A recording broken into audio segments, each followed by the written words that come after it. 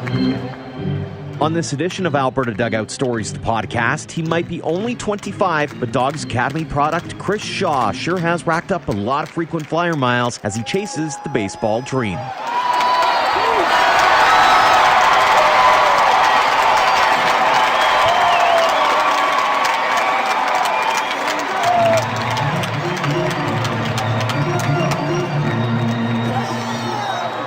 To episode 68 of Alberta Dugout Stories, the podcast. I'm Joe McFarland. Even before his professional baseball career began, Chris Shaw was no stranger to visiting places unknown. The Winnipeg product started following his dream in high school by moving to Alberta to take advantage of an opportunity with Dawgs Academy in Okotoks. From there, he was selected 3 times in the Major League Baseball draft, in the 38th round by Milwaukee in 2012, the 14th round by St. Louis in 2014, and the 15th round by Baltimore in 2015. And that's where he signed. From there, it was airplanes, buses, cars, whatever it took, as he made his way from college to the Aberdeen Ironbirds, the Gulf Coast League Orioles, and the Delmarva Shorebirds. This past season, Shaw played in 57 games with Quebec of the Canadian American Association, hitting .207 with 2 home runs and 22 RBIs. He's come back to Alberta to train and hopefully gain the attention of another major league club to keep the dream alive. We caught up with him recently to talk about his journey, what he's working on now, and what's in store for 2020. Chris, welcome to the podcast. Awesome. So glad to be here. Let's talk about your upbringing first and foremost. Here's a Manitoba boy who's trying to make hay in baseball of all sports. How'd you get into baseball? Oh boy, take me back a few years. I don't know. Honestly, I think my parents just kind of enrolled me. We playing different sports like soccer and I was actually curling growing up, and they just enrolled me in baseball. And gosh, I loved it ever since stepping on the field. So I guess ever since I've been 7 or 8, I guess. Did you ever think that you would make it into something of a career passion or something that you could strive to? Or in the initial days where you just, hey, let's have some fun and see where it goes? You know, I think so. I mean, ever since I was little, I remember thinking, gosh, like I could be good enough to hit 9-hole in on the Toronto Blue Jays at least. Like at least I can be that good. So I guess it's always been something on my mind and something I've always wanted to kind of go for ever since I was little. And you know, I guess when you're that small, no one really tells you anything otherwise. So I mean, I just kind of shot for what I always believed in. So then you end up playing the game for a while, and you realize, hey, maybe there's something to this, and you end up in Alberta of all places, in Okotoks. How did that opportunity all come about? Yeah, well, I guess started playing Team Manitoba growing up with the provincial team, and started doing well at some tournaments, and started doing well kind of on the national stage.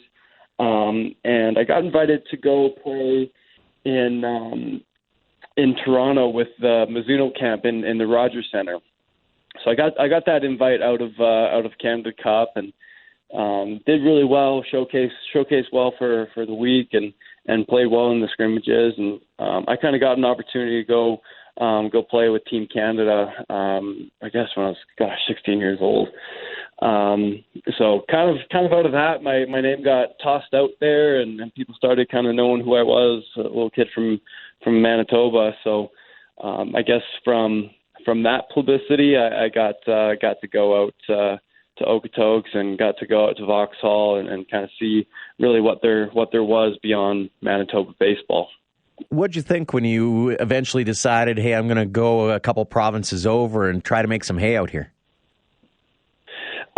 I loved it. I mean, it's always cool being wanted. If it's on a high school level, college level, professional level, it's really cool seeing people pop up on your phone that want to talk to you because they believe in you and know what they can do on the field. So it was awesome getting those phone calls, getting those interests from around the country to go play, and I guess kind of taking trips out here and realizing what the opportunity was and kind of what it would look like stepping into those arenas was really cool. I mean, nothing against Manitoba. Like, we don't have, back then we didn't have the big facilities to train indoors, and we didn't have the tournaments to go to, and, you know, Okotoks and Vauxhall and all that stuff. They gave me the opportunity to do that, kind of far beyond what Manitoba offered me at the time. They're changing a lot now, which is amazing. But at the time, that's kind of what it looked like for me. Any favorite memories of your time with Okotoks? Oh man, favorite memories. There's a lot of memories, a lot of stories from over the years. But I don't know. I loved the people there. You know, like, had strong relationships with the family that I live with, and you know, still talk to them to this day. And like, the players, we got into some trouble here and there, which is good, and definitely paid the price for it. But you know, those are the stories that you remember. And heck, we won a provincial championship, which was awesome. And yeah, it was just a good experience for me. Did you take away any life lessons now that you're able to look back at it with hindsight? Anything that you learned in your stop here that really did you well in the years coming up? That's a good question. I think just the main thing coming out here was that it kind of forced me to grow up. So stepping away from your family, away from your home, away from your friends, you kind of are forced into this kind of growth period that otherwise you're not really stepping into. So it definitely shot me out of my comfort zone, and had to make a lot of new friends at school, and go through all of that, and catching up in school when I would miss for Team Canada. So it really just forced me to grow up, which I think was really good before stepping into college. So I think that's kind of the biggest thing that I took away was I gotta be able to cook. I gotta know schedules to keep. I have to do homework and catch up on missed school that I did for baseball, and you know, just the expectations were higher. So I think I needed that before going to college. If you could do it all over again, would you have changed anything? You know, I don't think so. I guess some people would say otherwise, but like, you always do the best that you can in the moments that you're in, right? So as long as I know that I'm working as hard as I can, and I'm doing the right things on and off the field, then there's really nothing to look back on and say, gosh, I would have I wish I would have changed this, or I wish I would have done that differently. So I don't really have any regrets looking back on the years, because I always knew I did things the right way, and just worked as hard as I could, because looking back, that would suck to have regrets. So you go back and you look and you get drafted a couple of times. You finally get drafted to stick with Baltimore, and you end up in Baltimore system over the last few years. What was that experience like? Yeah, so I guess I got drafted 3 times over the years. So that's a pretty rare accomplishment, because most people say yes after the first or second time. But yeah, my time with Baltimore was good. You know, it was a lot of aches and pains here and there, like a lot of injuries, to be honest. So I had concussion problem, I had shoulder and hand problem, had surgery one of the years. So it's been a battle, to be honest. So I think that's been tough, you know, and I wish I've been able to stay healthy and move up the ranks better than what I've been able to accomplish. So like I know that I have a lot more in me yet to give that I haven't shown. So I'm kind of excited to see what that looks like, and moving forward, kind of what's on the horizon, you know. Did you learn anything through that process that you'd love to pass along to maybe some of the young ball players here in this province who are aspiring to be the next Chris Shaw, for example? Oh, man. Yeah. I should have some sort of wisdom here to pass on. I think like you get into these systems, right? And there's just so many people everywhere, from coaches to coordinators to players, from all different walks of life, from Asian baseball to Latin America to the States to Canada. It's hard not to get lost into the mix, So I guess what I would kind of suggest or my advice to people going in there is just focus on yourself and focus on the things that you do well, maximizing those strengths and being honest in the things that you need to grow on and work on within your game, defense, offense, whatever it may be. But just have a focus on yourself. Once you start focusing on, all right, I got to impress this person. I match up well against this player, and we're competing for spots. It typically doesn't go well, right? And you add more pressure to yourself, and you get into a bad cycle, to be honest. So if you get into these systems, and same thing in college, there's players everywhere. You need to focus on yourself and stay positive, because there's a lot of things that can go wrong, and you can get into those negative thoughts, and that's the name of the game, is just how are you going to respond the next day after going for 0-4? If you strike out 3 times, how are you going to go up that 4th time to that plate? Are you going to go up there like just dreading this at bat, or are you going to go up there with some belief? So it really just comes down to believing in who you are, your skill sets, and just keeping focus on that, How amazed were you at the opportunity, I suppose, to see North America the way you did, and also to experience all the different cultures, all the different dynamics within all of the different markets that you played in? Yeah, so I've been very fortunate over the years with what I've been able to do. I've driven across North America. I've flown around the world, from Latin America to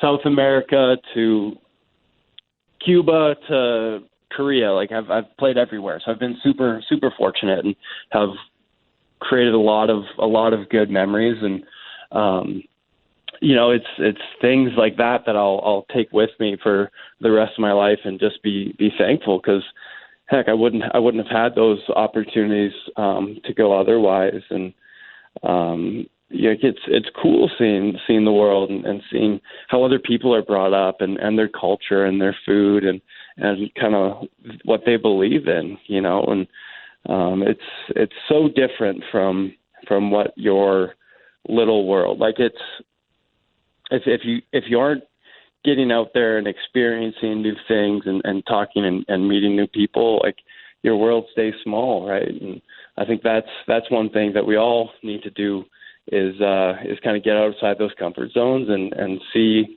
more what the world means to other people. Because at the end of the day, what something means to me isn't what it means to another person. So I've been super lucky that I've been able to go across the world to play. Do you have a favorite spot that you've been able to play in?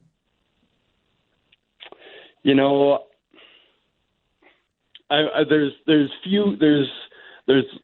few games here and there that kind of stick out. It's not really like the spot that stands out. It's more what the game meant, who we're playing, and the atmosphere you're playing in.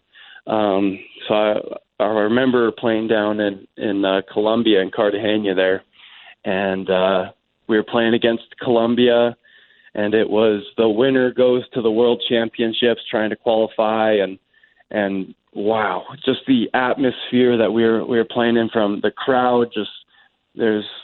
I think the stadium held like 15,000 people, but like literally everyone jam-packed in there, and like making noise all game long, and like just such energy that you felt being on the field, and such pride for a country. So we actually ended up winning that game. So we were headed up to the bus after. We celebrated our win, because we just qualified for the World Championships in Korea, and we're headed to the bus, right? And there's about 24 cops arm to arm making a line to the bus, so we're able to get in there, and we have our bags, and people are trying to grab us and trying to pull us across from the cop line, and wow, just things I will never forget like that. And heck, I'm 16 years old in Colombia, and Latin America is trying to grab me so they can tear me apart. So things like that stick out, like playing in the World Championship in Korea against the USA, and playing in the World Series in junior college. I mean, just those games just stick out above the rest. We've talked a little bit about the atmospheres in different places. What about the people? Any person, any teammate, any coach that has really had a profound impact on you and your life? So I went to junior college before going to University of Oklahoma. So I spent 2 years down in Midland, Texas. So if you've ever seen Friday Night Lights, you'll know the place I'm talking about. So big football town, big oil country. So I went down there to play 2 years for a man named David Coleman, and he was awesome. He's one of my favorite coaches I ever had, and huge impact on my life. Just taught us what to do. Just do what is right on the field, off the field, and he was more concerned with the men we were becoming instead of the baseball player that we were. So he taught us a bunch of great just life skills and just built on our character. So he's always one that sticks out, and he was never afraid to get in your face either. So we definitely paid the price on a few mistakes here and there, but as any good coach should. And guys like Greg Hamilton or Chris Rietzma on the national team. I mean, heck, I was just a young kid from Manitoba, and they kind of gave me the ability to believe in myself and really take this game further than what than what I believed for myself. So it's having people that give you vision and believe in the player that you not only are right now but are becoming are so important. So those two guys will always have a soft spot for me. And Chris is from Alberta and got to connect recently, which has been great for me. So. Fantastic. I'm curious, has there ever been a moment while you're playing where you see a teammate or maybe in its opponent and you just went, whoa, can't believe that player has that much skill, or they're just their sheer presence kind of made you stand up and take notice? Yeah, I mean, heck, I've played against many major leaguers now. So I mean, those guys always stand out. I mean, watching the World Series this fall, I got to I played against Juan Soto, and heck, he's 21 now, doing some crazy cool things. So I remember playing against him, and heck, he was tough to throw to. As a catcher, you always have game plans for hitters and kind of what you do and try to expose their weaknesses. And heck, I was sitting behind the plate thinking, I don't have any weaknesses to expose. I'm calling fastballs, calling sliders off the plate, calling change-ups, and he's taking everything if it's an inch off the plate and hitting a line drive across the field if it was over it. So, I mean, he was definitely one that I took notice, and watching him, I mean, heck, he's the real deal. So, I mean, it's cool. It's cool playing in the minor leagues because, heck, you see a bunch of names that you've played against that are in the big leagues and doing that, and then it gives you motivation to succeed and do some cool things like that as well. You've kind of alluded to it, and this is going to be my final question for you, Chris, is you kind of want to get back on the train. You feel like you've still got a lot to give to the game. What's the game plan going forward for you? I know you spent this last year with Quebec. Now you're back here in Alberta. You're in Calgary doing a little bit of training. Walk us through what you have in mind heading into 2020 and beyond.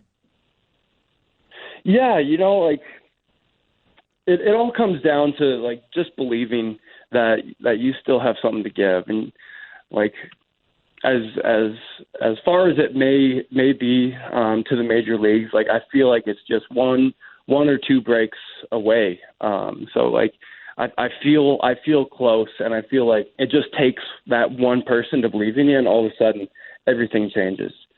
So I'm in Calgary, and I'm training every morning in the gym, getting stronger, getting bigger, preparing for what season's going to look like. And I'm sitting here right now, and I honestly don't know exactly what it looks like. So winter meetings are coming up here in December, and my agency's going to be talking to teams, as I'm a free agent here. So we'll see what kind of happens and what rolls our way. But I know I have the skill to be a Major League Baseball player, and I have unique qualities to not only be there but to succeed.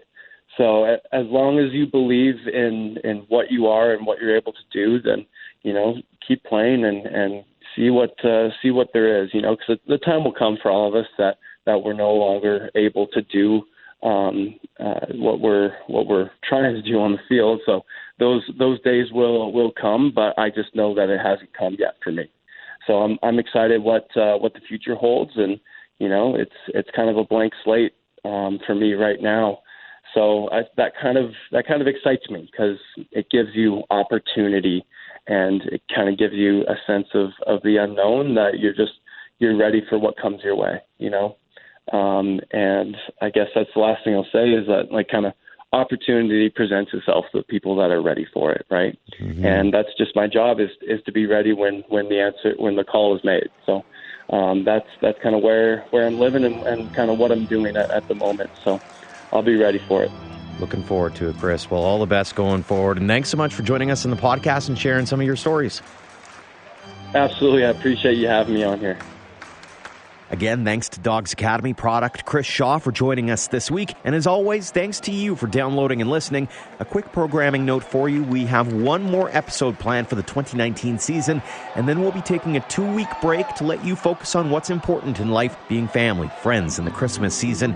Our plan is to be back from the holidays on January 9th. As mentioned, we'll be back next week with one final episode for 2019. So until then, thanks again for all of your support, no matter the platform, of Alberta Dugout Stories.